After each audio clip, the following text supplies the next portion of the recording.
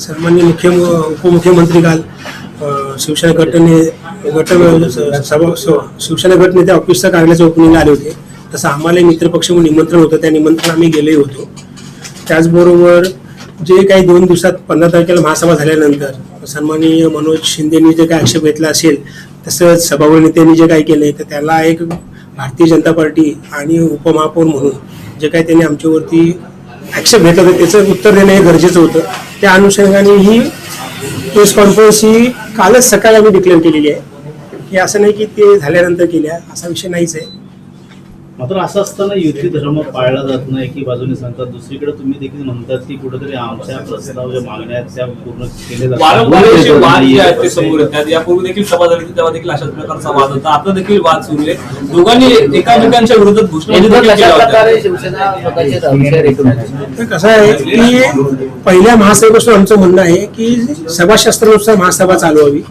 पूर्वी आज गेली 40 वर्ष म्हणजे 1987 पासून महासभा ही पहिली प्रश्नोत्तरे, लक्षवेधी, त्याच्यानंतर विषयपत्रिका अशी चालते. इतके वर्ष चालत आली 40 वर्ष, आणि आताच का तो तुम्हाला नवीन प्रयोजन करावं वाटतंय की अगोदर विषयपत्रिका घेऊ, लक्षवेधी नंतर आणि प्रश्न उत्तरेनंतर असे फॉर्म्युले चालू केले. तेव्हा आम्ही सर्व सदस्यांनी एप्रिलच्या महासभेच्या आधी महापौरांना निवेदन दिलेलं सह्यानीशी 28 नगरसेवकांनी की जशी महासभा आतापर्यंत चालू त्या पद्धतीने चालवण्यात यावी, जेणेकरून संभ्रम आपला आपसात नको. पण ती एक महासभा झाली. त्याच्यानंतर आता ही जी महासभा मेची घेतली त्याच्यामध्ये गटनेत्याच्या मिटिंगमध्ये ठरलं होतं की पहिलं प्रश्न उत्तर आपल्या विषयपत्रिका घेऊ, लक्षवेधी आणि प्रश्न उत्तर नंतर घेऊ. परंतु जेव्हा प्रत्यक्ष महासभा चालू झाली तर लक्षवेधी आली पहिली. पण लक्षवेधी हा विषय ठाणेकरांच्या जिव्हाळीशी होता.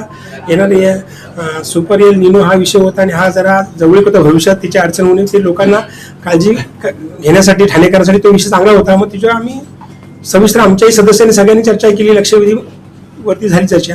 नंतर आमच्या सदस्यांचं म्हणणं होतं की तुम्ही प्रश्न उत्तर घ्या, त्याच्यातून पण नंतर तुम्ही विषयपत्रिका चालू करा. पण नाही, तुम्ही ह्याच्यावरती 2 मिनिटांमध्ये नाही झालं तर तुम्ही आमचे लोक उभे पत्र मागणी केली महापौरांकडे, ही त्यांनी विषय सगळे मंजूर केले 308 वगळता. हे कुठेतरी चुकीचं आहे. ही पद्धत का?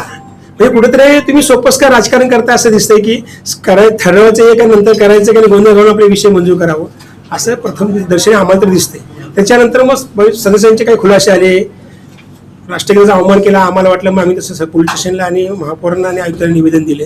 पोलीस स्टेशनलाही निवेदन दिले की बाई अशा प्रकारे चाललं ते चुकीचं आहे, वारंवार भविष्यात अशी कुठली घटना घडू नये चुकीची, म्हणून आम्ही ते तिथे कळवलेलं आहे. निवडणूक होतं त्यावेळेस मान दिला जात होता भाजपला, आता गोंधळ निर्माण होतो, कुठे मान दिला जात नाही, आता अपमान केला जातं, अशी देखील वागणूक आता समोर दिसून येते. निवडणूक महायुतीमध्ये आम्ही लढलो, वरिष्ठांच्या आदेशामुळे महायुती झाली. महायुतीमध्ये पण आम्हाला भरघोस प्रतिसाद मिळाला.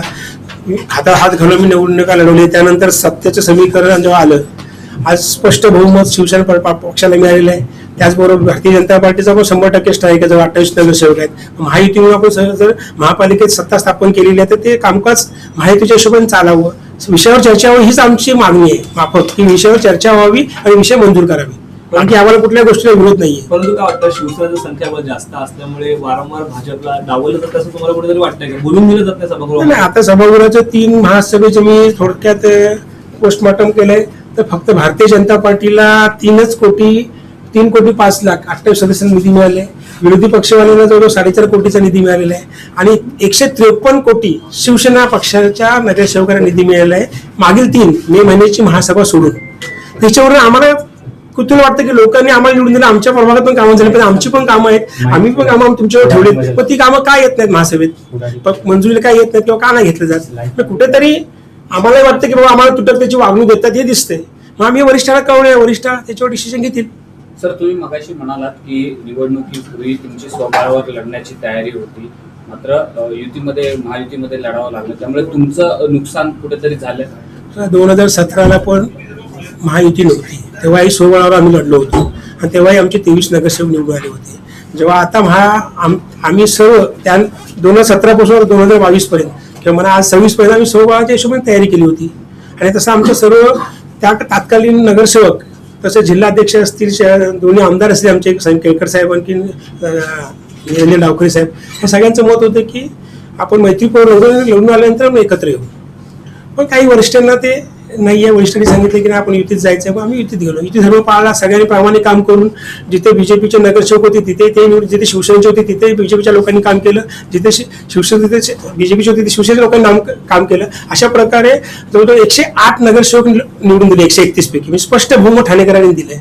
पुढे असंच चालावं असं आमचं मत आहे. पण जो ह्या 4 महासभेचा बघितला तर कल कुठेतरी वेगळा दिसतोय. मग त्याच्या कुठेतरी एक वाक्यता आली पाहिजे.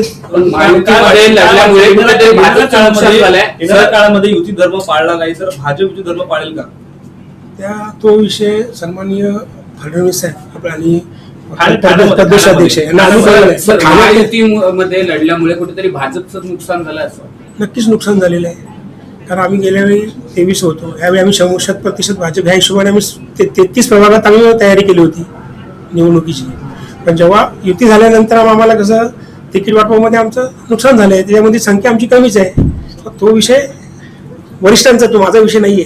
आता विषय आमचा महापालिकेतला आणि जनतेला न्याय द्यायचा विषय. मगाशी तुम्ही उल्लेख केला की सत्तेतून बाहेर पडू, आम्ही देखील राजीनामा देऊ, त्यांनी देखील राजीनामा द्यावा. आता काही सन्माननीय सदस्यांनी की सत्तेत राहू नका, तुम्ही विरोधी बाकावर बसा, असं जे भाष्य केले शिवसेनेच्या सन्माननीय काही सदस्यांनी, तर ते प्रश्न आल्यामुळे त्यांनाच मी विचारतोय सन्माननीय सदस्यांना, आपण जेव्हा महायुती म्हणून लढलो तर सर्वांनी मिळून माझ्यासहित महायुती म्हणून आपण राजीनामा देऊया आणि जनतेत जाऊया, जनता ठरवेल कोण विरोधात आणि कोण सत्तेत. ते आपले जे नेते आहेत रवींद्र चव्हाण यांची सर्व नगरसेवकांनी भेट घेतली होती, काय म्हणणं त्यांच्याकडे मांडलंय आणि पुढे रवींद्र चव्हाणकडे आम्ही गेल्या 4 महासभेचा सगळा लेखाजोखा आढावा आम्ही प्रदेशाध्यक्ष रवींद्र चव्हाण साहेबांकडे दिला. त्यांनी सखोल प्रत्येकाचं मत नगरसेवकांचं घेतलं आणि भविष्यात आम्हाला कशा पद्धतीने चालायची आम्ही त्यांच्याकडे भूमिका मांडली पक्षाची. महायुतीमुळे काही गोष्टी आहेत की आपण एकत्र लढलेलो आहे आणि इथे जे दिसतंय चित्र ते चुकीचं दिसतंय आणि असं चित्र ठाणेकरांना जनतेला देणं उचित नाहीये. तर कुठेतरी त्याच्यावर सखोल भूमिका, ठोस निर्णय काहीतरी घ्यावा, जेणेकरून मग तो सन्माननीय प्रदेशाध्यक्षांनी तो सगळा आमचा लेखाजोखा परत घेऊन ते म्हटले आता सन्माननीय मुख्यमंत्री देवेंद्र फडणवीस साहेब आणि महायुतीचे आपले DCM साहेब शिवसेना मुख्य त्यांच्याशी चर्चा करून आपण पुढील भूमिका ठरवू. तर तिढा जर सुटला ना येणाऱ्या महासभेमध्ये तर येणारी भूमिका कशी असणार? भाजपची पूर्ण गटनेत्याची बैठक असते त्याबद्दल सर्व विषय सांगितले जातात. तिढा सुटला ना तर परत तिढा हा विषय एकच आहे आमचा, किंवा विषयावर चर्चा झाली पाहिजे, सभा शासन सभा चालवावी, हे 2च विषय आमचे आहेत. बाकी कोणाला आमचं ॲलिगेशन नाही आहे. आणि जे काय असेल कामं ही झाली पाहिजेत आणि नगरसेवक निधी प्रभाग निधी या नगरसेवकांकडे लवकर आला पाहिजेत. पावसाळा जवळ आलेला आहे, प्रत्येक नगरसेवकाच्या वार्डात परिस्थिती वेगळी आहे.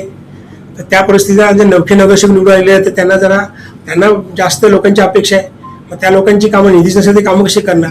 तर तो जरा तिढा लवकर सुटावा अशी आम्ही आमच्या प्रदेशाध्यक्षांकडे मागणी केलेली आहे. रवींद्र चव्हाण देखील त्याशी आलेले का बैठकीत का नगरसेवकांनी नाराजी व्यक्त केली?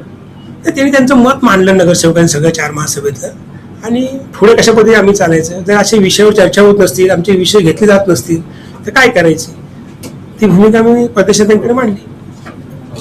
सर, वारंवार उद्धव बाळासाहेब ठाकरे सेना असेल किंवा काँग्रेस असेल या संपूर्ण गोंधळाकडे असं बघतात की नागरिकांची दिशाभूल करण्यासाठी हे 2 मित्र पक्ष वारंवार गोंधळ घालतात आणि सगळे विषय मंजूर करून घेतात. यामध्ये टक्केवारीचा देखील कुठेतरी ज्यांनी टक्केवारीचा विषय काढे त्यांनी पहिले नगरसेवक म्हणून निवडून यावं.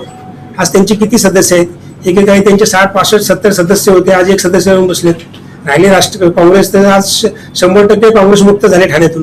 तर त्यांनी त्यांचं पहिलं आत्मपरीक्षण करावं आणि नंतर याच्यावर बोलावं. आणि ज्या टायमात ते सन्मानित सदस्य आणि इतर जे काँग्रेस सदस्य होते त्यांनी गेली 25 वर्षात महापालिकेत काय केलंय त्याचा आढावा घ्यावा त्यांनी.